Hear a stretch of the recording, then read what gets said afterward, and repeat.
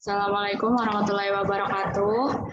Perkenalkan, kami dari mahasiswa kimia Universitas Airlangga akan mempresentasikan hasil review jurnal yang telah kami baca. Sebelumnya perkenalkan kelompok kami yaitu saya sendiri Nabila Amalia dan ada teman saya Azalia Rahmah, Hairunisa dan Jason Patrick. Selanjutnya akan dilanjutkan oleh teman saya Azalia. Pada review jurnal kali ini, kami mereview jurnal dengan judul Polymer Nanomanufacturing of a Biomimicking Surface for Kidney Stone Crystallization Studies atau sintesis nanopolimer dari permukaan biomimik untuk studi kristalisasi batu ginjal. Jurnal ini ditulis oleh 6 penulis, diantaranya ada R&D Plugin, FIBs, Divan, El Sasso, H.P. Earl, dan Hustaufer dari Delft University, Belanda. Jurnal ini diterbitkan oleh Science Direct Elsevier dengan link doi sesuai yang tertera pada pemaparan. Selanjutnya untuk bagian pengantar akan dijelaskan oleh rekan saya Jason. Untuk bagian pengantar, yang pertama, penyakit batu ginjal memiliki prevalensi yang meningkat di seluruh dunia dan biaya sektor swasta sekitar 5 miliar dolar per tahun. Penyakit ini telah menyakiti manusia selama beberapa milenium, dan banyak pengetahuan tentang pertemuan batu ginjal yang telah diperoleh dengan melalui biopsi dan pemeriksaan batu yang telah dibuang. Percobaan ini mengusulkan pendekatan untuk membuat susunan nanopilar polimer menggunakan polimerisasi 2 foton atau 2 pp untuk meniru permukaan morfologi segmen nefron yang berbeda. Pilar-pilar seperti itu yang meniru morfologi nefron dapat menyebabkan lokalisasi heterogen mengarah ke lebih banyak batu ginjal. Metode fabrikasi ini dapat mencakup keragaman dimensi besar yang dimiliki oleh proyeksi mikro dan tidak melibatkan langkah-langkah fabrikasi yang rumit.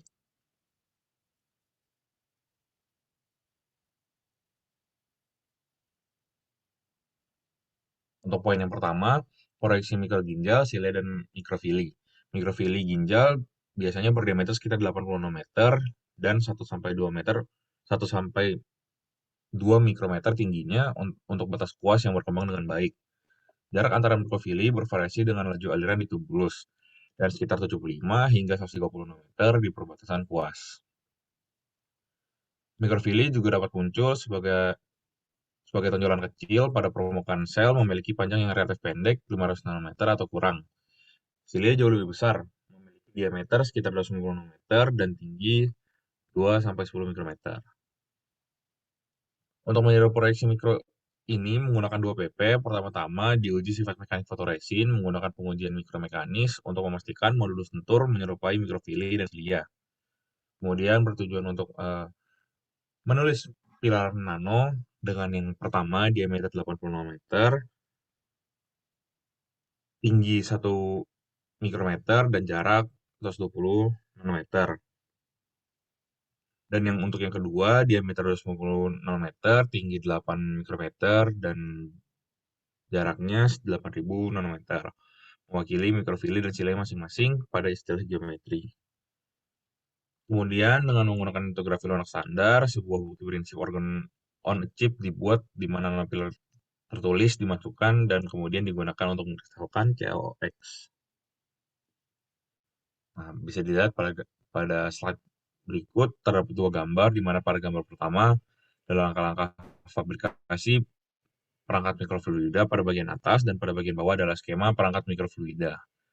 Pada gambar kedua terdapat 3 gambar A, B, dan C, di mana gambar tersebut adalah gambar dari analisis SEM dari sampel nanopilar yang tertulis pada penggunaan sampel 45 derajat, menunjukkan pada gambar pertama A, diameter pilar minimum 145 nanometer plus minus 4 nanometer dengan tinggi 692 plus minus 8 nanometer dan jarak 355 plus minus 4 nanometer. Dan pada gambar B, jarak antar pilar minimum 157 plus minus 8 nanometer dengan tinggi 692 plus minus 87 nanometer dan diameter 243 plus minus 8 nanometer.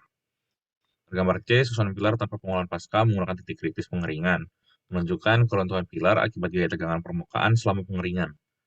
Bila skala berada pada yang pertama 0,5 mikrometer, yang kedua 1 mikrometer, yang ketiga 5 mikrometer.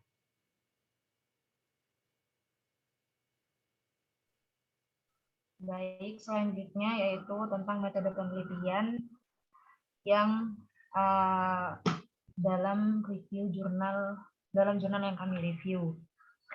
Yang pertama yaitu fabrikasi 2PP. Dalam fabrikasi 2PP ini yaitu nanopilar dibuat dengan photonic professional gated dalam metode konvensional dan dipin dengan lensa objektif berbesaran 63 kali dan bukaan numerik 1,4. Hal pertama yang dilakukan yaitu penutup kaca dibilas dengan aseton dan dilap dengan kain lembut. Cover slip kemudian dibilas dengan 2 propanol dan sekali lagi diseka dengan kain lembut. Cover slip tadi ditempatkan pada pemegang sampel dan diikat dengan adpita perekat. Di bagian bawah kaca penutup tetesan minyak imersi ditempatkan dan pada atas tetesan tahan fotonada negatif IPL 780 untuk operasi mode konvensional. Sedangkan untuk mode dip-in, tetesan IT dip atau raroscribe UMBH ditempatkan di bagian bawah kaca penutup saja.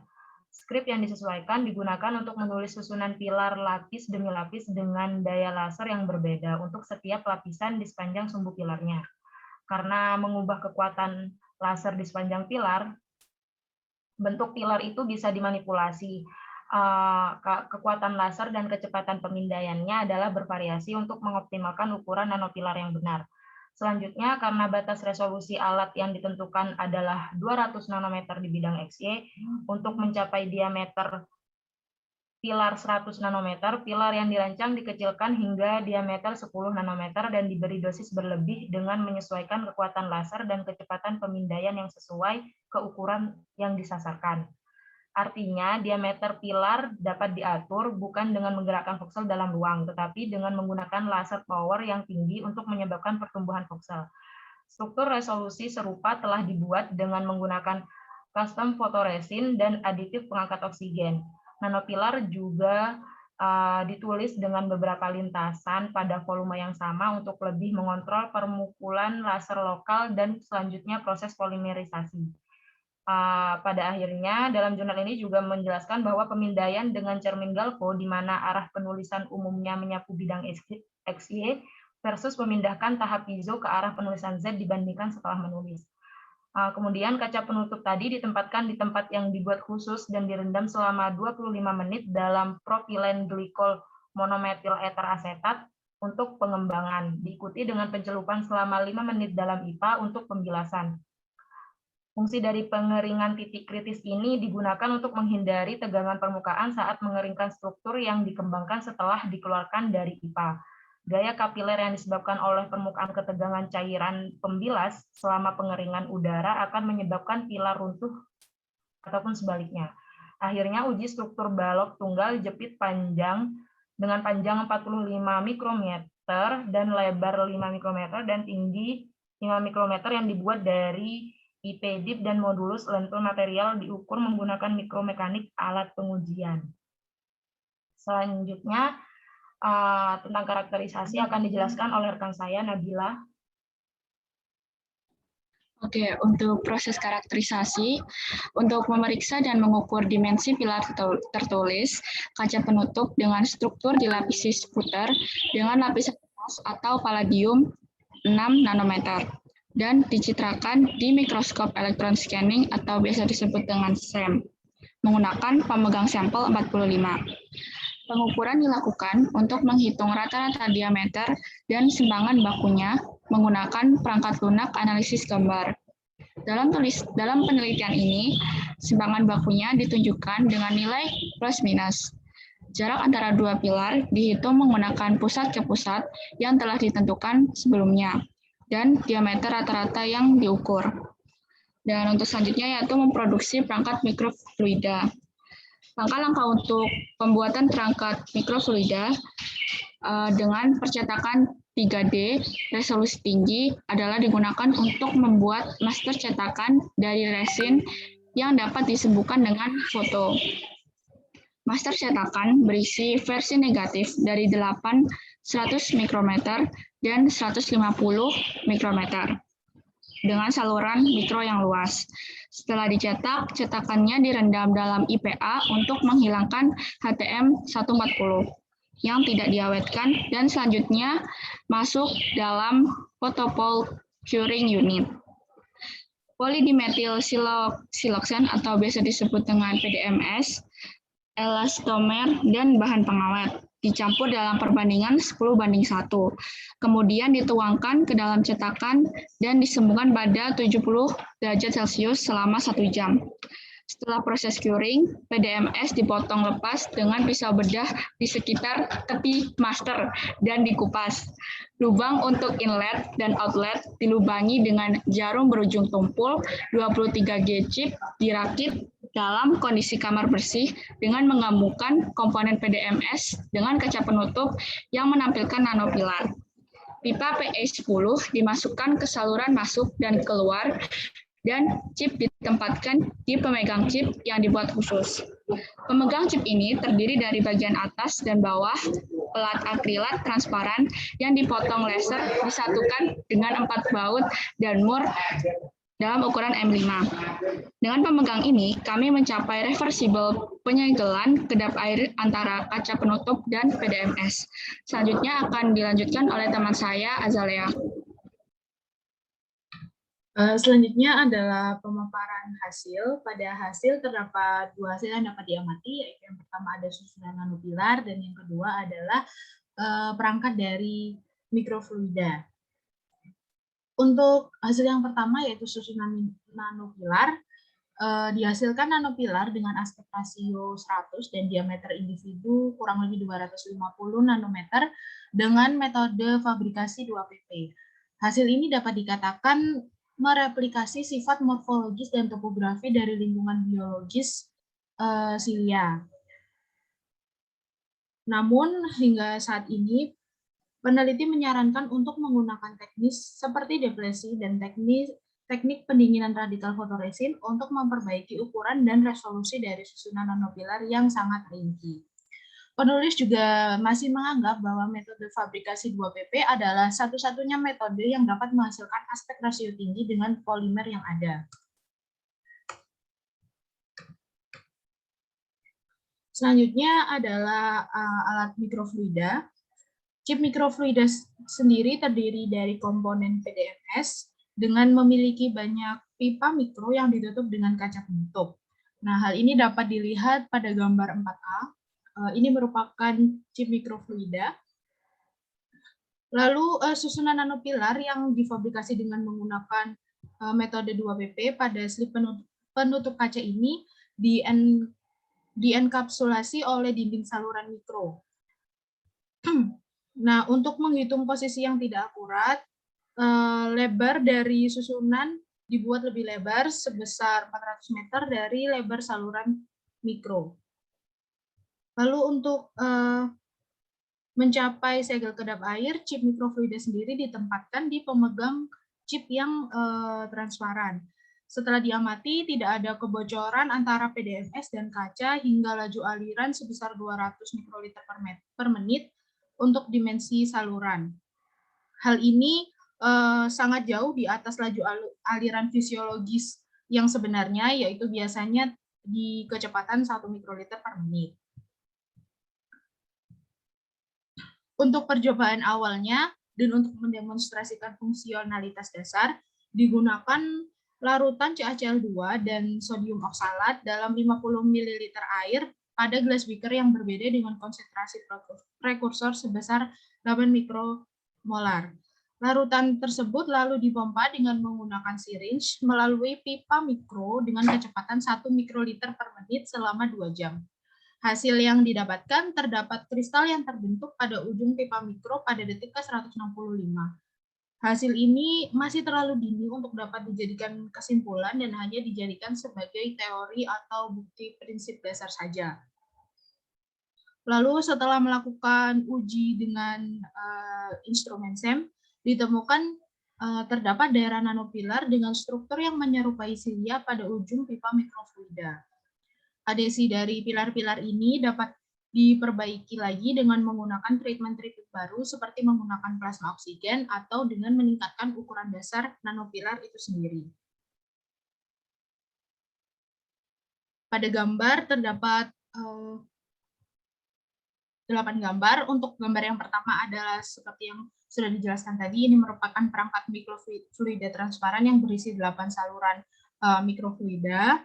Dan gambar B dan gambar C ini merupakan hasil zoom dari gambar A, yaitu pada gambar B adalah salah satu dari 8 saluran mikrofluida dengan 2 saluran yang masuk dan 1 saluran yang keluar.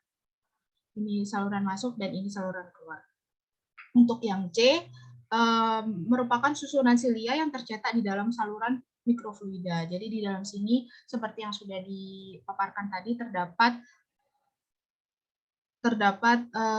mikrofluida yang terbentuk dan yang diamati adalah hasilnya seperti ini. Untuk gambar D adalah gambar yang diperbesar dari gambar C, yang menunjukkan cetakan silia yang lebih detail dan rinci lagi.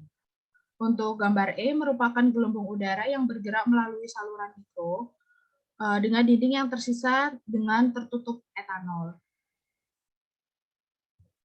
Untuk yang gambar F adalah pilar dan tepi dinding yang masih kokoh dan dari kristalisasi terjadi di sekitarnya, di mana titik putih cerah yang ditujukan oleh panah adalah pilar dan area abu-abu terang adalah hasil kristalisasi kristal CaOX. Gambar G adalah kristalisasi dalam topografi nanopilar dalam saluran mikrofluida di bawah inspeksi instrumen SEM dengan bilah skala sebesar 10 mikrometer. Dan gambar yang terakhir adalah gambar kristal CaOX yang terbentuk di perangkat setelah pengaliran selama 2 jam. Adapun mayoritas dari kristal sendiri adalah kristal CaOX monohidrat yang dikelilingi kristal dihidrat CaOX dengan skala bar sebesar 5 mikrometer.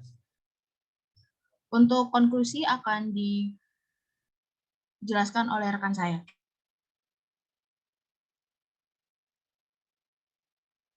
Oke, untuk kesimpulan, pada hasil review yang telah kami baca, pada penelitian ini menggunakan metode fabrikasi secara langsung dan menggunakan polimerisasi 2 foton.